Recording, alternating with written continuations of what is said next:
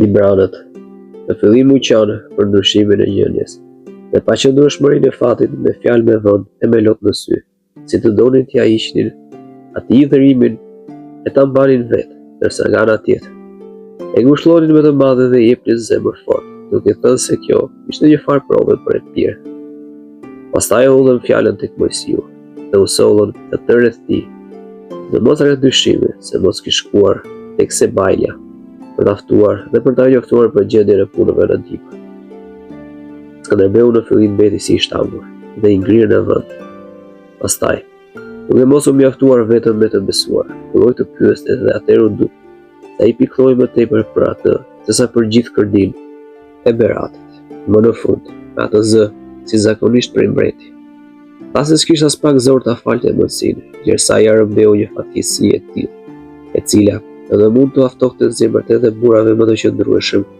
cilët do që të ishin, dhe ndërsa të deleguarit dhe të tjerat që ishin të pranishëm, po e padisnin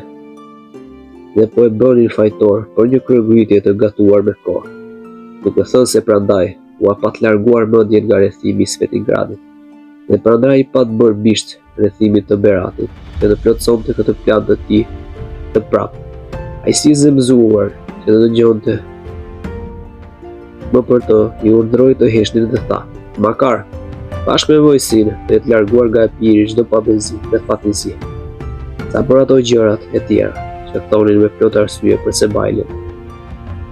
për ta sjellë futur brenda, spati fortall, sepse kishte marrë vesh që ai kishte dalë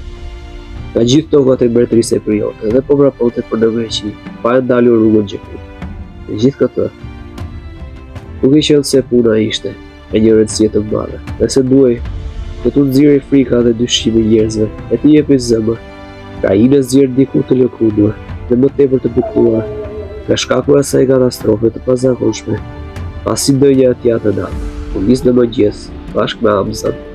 dhe një fuqi të shënuar kalorësisht për në ditë.